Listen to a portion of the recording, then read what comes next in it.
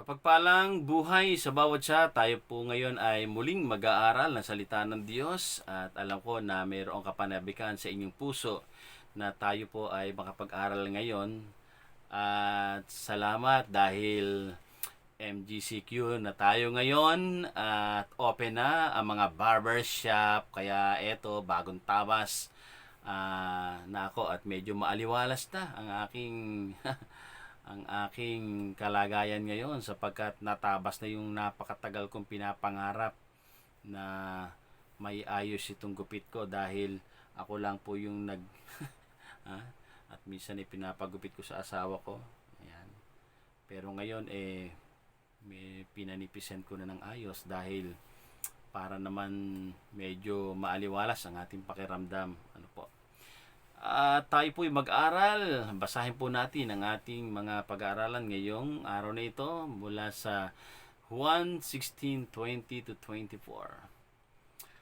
Pakatandaan ninyo, iiyak kayo tatangis, ngunit magagalak ang sanlibutan. Labis kayong malulungkot, subalit ang inyong kalungkutan ay mapapalitan ng kagalakan. Kapag manganganak na ang isang babae, siya'y nalulungkot sapagkat dumarating na ang oras ng kanyang paghihirap. Ngunit pagkapanganak niya, makakalimutan na niya ang kanyang mga paghihirap sapagkat nagagalak siya dahil sa pagsilang ng isang sanggol sa sanlibutan. Gayun din naman, nalulungkot kayo ngayon, ngunit muli ko kayong makikita at mag-uumapaw sa inyong puso ang kagalakang hindi maagaw ni numan. Sa araw na iyon, hindi na kailangan ninyong humingi sa akin. Pakatandaan ninyo, anumang hingi ninyo sa Ama, sa aking pangalan ay ibibigay niya sa inyo. Hanggang ngayon, wala pa kayong hinihingi sa Kanya sa aking pangalan. Humingi kayo at kayo tatanggap upang malubos ang inyong kagalakan. Okay, tayo po ay makinig ng mensahe at sa ating pagbubulay-bulay nito, alam ko na ang Banal na Espiritu ang patuloy na sasama sa atin sapagkat ang itinataas po natin dito ay ang pangalan ng ating Panginoong Hesus. Sapagkat sa bawat pag-aaral natin, hayaan natin na ang pangalan ng Panginoong Hesus ay mataas sa buhay natin. So, dito po sa verse 20, ipinadala ng Panginoong Hesus na ipinaalala ng Panginoong Hesus na ang kanyang mga alagad ay makakaranas ng kapigatian sa mga pag-uusig na gagawin sa mga hindi naniniwala sa Panginoong Hesus. At ito ay ikasisiya ng sanlibutan. Dahil ang buong akala nila tama yung kanilang ginagawa. Pero binigyan niya ng pag-asa, okay, ng Panginoong Hesus, itong kanyang mga alagad na pagkatapos na maranasan nila ang mga kahirapan nito ay mayroong naghihintay sa kanila na walang hanggang kagalakan sa piling ng ating Panginoon. Ayan. So ito po ay inihalin tulad sa babaeng manganganak na sa oras ng pagsilang ng kanyang anak ay nakakaranas ng matinding paghihirap. Subalit matapos ang paghihirap na ito at maisilang na ang kanyang anak ay hindi na po niya naaalala ang hirap na iyon kundi kagalakan na yung kanyang nararamdaman kapag nakita niya yung kanyang anak na isinilang. So katulad din ng ating paghihirap na makasunod sa ipinapagawa ng ating Panginoong Diyos na maibahagi itong ebanghelyo ng kaligtasan. So marami mga paghahanda, marami mga pagsusumikap na magawa ito at umaasa tayo na magkakaroon ng kaganapan ang pangarap na magkaroon ng mga anak sa pananampalataya. Kapag dumating na ang pagkakataon na yon ay malulubos yung ating kagalakan, di po ba? Katulad ng mga anghel sa langit kung saan ay nagkakaroon ng celebration kapag mayroong nagsisi ng kanilang kasalanan at sumunod sa ating Panginoon. Di po ba?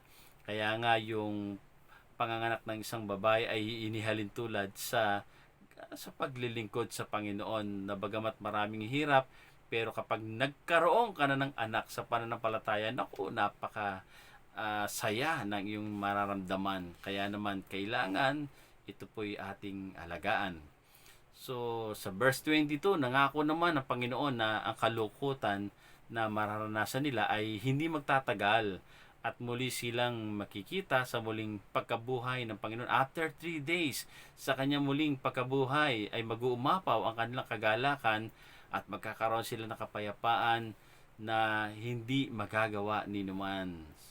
So, at maaari din naman nalulungkot tayo ngayon dahil hindi natin magawa yung mga dati nating ginagawa, pero nangako naman ng Panginoon na sa darating na panahon ay mag-uumapaw sa ating puso ang ating mga kagalakan na hindi kayang agawin ni naman dahil muli niya tayong pagsasama-samahin sa ating pagsamba. Amen po ba?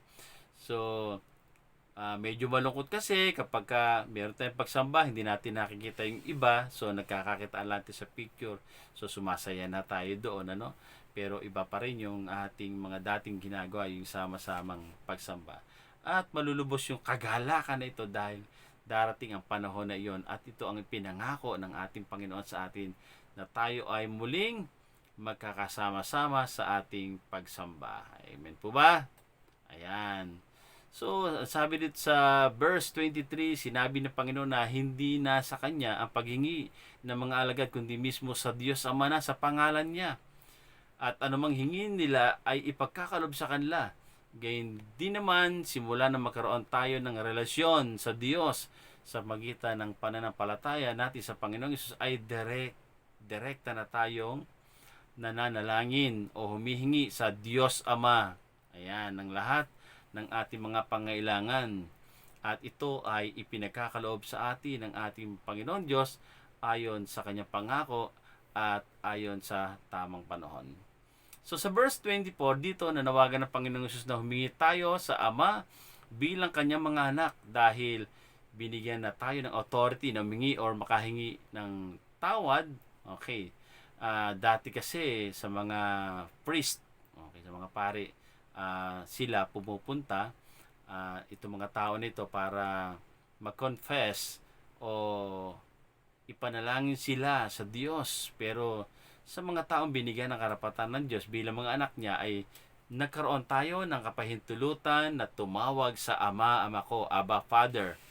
At ito yung dahil sa ang Panginoong Hesus na kung saan ay namagitan sa atin. At ang Diyos ay tumutugon, ang ating Panginoong Diyos tumutugon sa ating mga panalangin na naka-address sa Panginoong Hesus, sapagkat sabi ng Panginoong Hesus, humiling kayo sa Ama sa pangalan ko. Ayan, kaya mahalaga po yun na sa bawat panalangin natin ay mayroon tayong binabanggit na sa pangalan ng Panginoong Hesus. Amen. Ayan, dahil kaya natin tinatawag na Panginoong Hesus dahil siya po yung ating tinanggap sa puso natin bilang Panginoon at tagapagligtas ng ating buhay, sapagkat siya po yung ating Master, siya yung Lord natin, siya po yung ating kung saan ay tagapagligtas. So bakit po Panginoong Hesus at hindi in Jesus name? Amen. Or sa pangalan ni Jesus, Amen. So ang aking binabanggit kapag ako ay nananalangin. Ayan. So every time na po ako mananalangin, humihingi ako sa Diyos Ama. So hindi po ako bumabanggit ng in Jesus name, Amen, or sa pangalan ni Jesus, Amen. Sapagkat sa aking pakiramdam, sa aking conviction, para pong kawalan ng galang sa aking Panginoong Hesus kung tatawagin siya sa kanyang pangalan lamang. Okay. At mapapansin nyo rin na sa bawat pagsasalita ko, sa bawat pagtuturo ko, hindi po ako bumabanggit ng sinabi ni Jesus. Ang sinasabi ko po, sinabi ng Panginoong Hesus. Bakit ko hindi kinakalimutan yung Lord or yung Panginoon na nakaugnay sa pangalan ng Panginoong Hesus? Sapagkat ito po ay isang kaparaanan ko ng aking lubos na paggalang sa aking Panginoong Hesus na tinanggap ko sa puso ko. Ayan. Kaya ito po ay hindi ko hinahayaan na mawala. At kapag ako'y nagsusulat, hindi ko po kinakalimutan na isulat ang kanyang pangalan sa capital letter. O kahit na banggiti sa aking pagsusulat ay siya, niya, kanya, lahat po yan ay capital letter. Lahat po na tumutukoy sa aking Panginoong Hesus ay naka-capitalized letter bilang pagpapahalaga sa kanyang pangalan. So dahil tinanggap po natin siya bilang Panginoon, dapat Panginoon ang tawag natin sa kanya at hindi pangkaraniwang tawag lamang ng isang kaibigan. Okay, so dahil hindi po natin ka-level ang Panginoong Hesus para tawagin siya sa kanyang pangalan lamang. Alam niyo po, minsan ako po ay nakapag part-time dito po sa Korea. Nung ako po'y tumungo doon, ako po'y nakapag part-time sa isang garment. Ang tawag po sa mga may-ari ng business doon ay sadyang nim. Ayan. Dahil yung salitang nim ay dinudugtong nila sa kanilang tawagan bilang paggalang sa kanila, katulad ng moksanim sa pastor, and then samonim sa asawa ng pastor, and then sa sonsengnim sa teacher. Itong sadyang nim ay bilang paggalang naman doon sa iyong amo or boss. Okay, sa boss mo. Okay. So minsan kasi itong asawa ni Sadyang Nim, tinawag siya Sadyang. Okay. Kaya minsan nabigla rin ako ng tawag, sabi ko Sadyang, kunop sa'yo, sabi ko boss, wala na ba tayong tali? Okay, okay, so bakit ko daw siya tinawag na Sadyang, sabi niya. So sinasabi niya, hindi mo ako nire-respeto, sabi nung Sadyang Nim, no? Hindi yan tinatawag, okay, ng isang kapag ikaw ay trabahador at ako'y boss, wag mo akong tatawagin Sadyang. So parang ganoon ang sinasabi niya. Dahil kapag sinabi mong Sadyang, ay para mo na ring sinabi na maka-level tayo or tayo isang magkaibigan. Okay. So parang ganoon yung kanilang gustong So yun ay masakit para sa kanila. Ayaw nila na hindi sila iginagalang. Ganyan po yung mga Koreano. Kung ito nga mga Koreano na ito, no, na kung saan ang kanilang kultura ay talagang mahalaga ang paggalang. So ano naman kaya ang kultura ng isang nabibilang sa kaharian ng Diyos? Ayan. Sino ba ang Panginoong Hesus sa buhay natin? Okay, siya po yung hari natin, So kung tayo po ay nasa kaharian ng Diyos, meron po tayong hari. At ito po yung tinatawag nating hari. Hindi po natin siya tinatawag sa pangalan. Hindi po ba? Sapagkat ang kaharian ng Diyos, kung mayroong hari, mayroong mga alipin. At tayo po ang mga servant. At kaya hindi po tayo pwedeng tumawag sa ating hari ng pangalan. Okay, so ang karaniwan na itinatawag nila is my Lord or my King. Sa bawat kaharian, ito po yung kanilang tinatawag sa mga tagapanguna sa kanila. So kung sinasabi ng Panginoong Hesus, humingi kayo sa pangalan ko, babanggitin mo ang pangalan ng Panginoong Hesus kung sino siya sa buhay mo. Kung siya ang Panginoon mo, tawagin mo siyang Panginoon at hindi sa pangalan lang. Tama po ba? O hindi? Hindi po ba? Ito yung natutunan ko sa Lordship. Okay. Sa totoo lang po, nasasaktan ang damdamin ko kung may tumatawag sa kanya ng Jesus lang. Totoo po yun. Yung mga naririnig ko sa panalangin, in Jesus' name, Amen. Sa pangalan ni Jesus, Amen. Nasasaktan po ako. So, parang hindi ko matanggap na ito lang ang tawag sa kanya, sapagkat siya po ating Panginoon, Kaya napaka sensitibo ko po diyan pagka tungkol na sa Panginoon ang pinag-uusapan, halimbawa po, kung ikaw po ay mayroong teacher at ikaw ang isang estudyante, okay? So, pag tinawag mo ba ang teacher mo, ay sasabihin mo sa iyong teacher, Teresita, ako po ang sasagot. Ano kaya mararamdaman ng teacher mo? Hindi mo siya tinawag na teacher or ma'am. Okay? Ano ang mararamdaman kaya niya? Tawagin mo yung boss mo. Kung ikaw ay isang trabahador sa isang pabrika, tawagin mo yung manager mo, tawagin mo yung boss mo. Okay? Sabihin mo sa boss mo, Pedro, saan ko ba ilalagay ito? Ayan. So, naget nyo ba? Kung dito sa lupa, nahihiya kang tawagin sa pangalan ang mga taong mataas. Sa iyo, ang Panginoong Hesus pa kaya? Natawagin mo sa pangalan niya lang? ito ay sa aking pagkaunawa at pagbibigay ko ng respeto dahil sa Panginoon ko siya. Yun pong pagkaunawa nyo at pagtawag nyo ay nasa conviction nyo na po yan. Pero wag po nating sanayin na sarili natin sa mga nakagawian na natin. Lord Jesus Christ is my Lord, and I will call Him in Lord Jesus' name. Amen. Alam niyo po ako, nagbabasa rin po ako ng TPT version, the Passion Translation sa Bible. At pinag-aaralan ko po, doon po yung kinukumpleto niya yung lahat ng mga detalye na dapat na may paunawa sa to. At doon ko na halos nakita ang pagbanggit ng hindi lamang Jesus kundi Lord Jesus ang lagi niyang binabanggit. Example po, ito po. Sabi po dito sa 1 Thessalonians 5:28 TPT, May grace from our Lord Jesus Christ be with you. Amen. Ephesians 3:14. So I kneel humbly in awe before the Father of our Lord Jesus, the Messiah. So meron siyang the Lord Jesus, the Messiah, kumpleto. Ibig sabihin, ito ang pagkakilala niya sa Panginoon. 1 Corinthians 16:23 TPT. May the grace of and favor of our Lord Jesus be with you. At napakarami pa po. Nung sinners ko po dyan sa TPT, yung Lord Jesus ay talagang napakarami po. Yun po yung itinatawag nila sa Panginoong Yesus.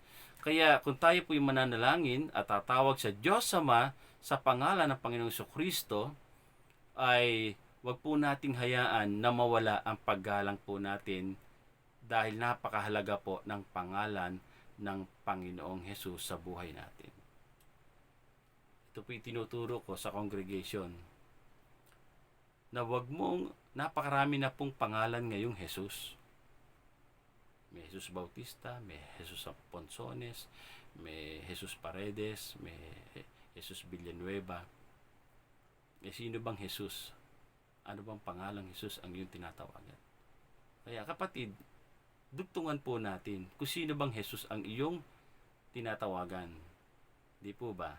Sana po naunawaan niyo po. Ito po yung sa akin lang, pero kung ano ang conviction sa inyo ng Panginoon, kung paano niyo nire-respect, okay, ang Panginoon, so nasa inyo po yun. Ang sa akin po, dahil siya po ang tinanggap ko bilang Panginoon, kaya tatawagin ko po siyang Panginoong Yesus. Hindi po in Jesus' name. Hindi po sa pangalan ni Jesus. Amen.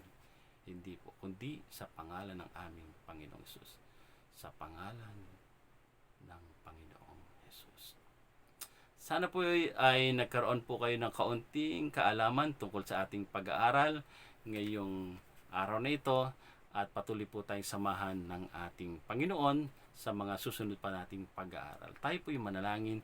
Maraming salamat sa iyo, O Diyos, sapagkat patuloy mong pinaunawa sa bawat isa sa amin ang kahalagahan ng kung sino ang tinanggap namin sa aming buhay, sa aming puso.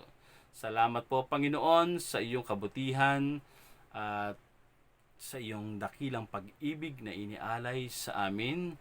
Marami pong salamat sapagkat ikaw ang tumutugon sa aming mga panalangin.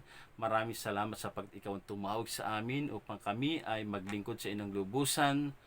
O Panginoon, napakabuti mo sa buhay ng bawat isa.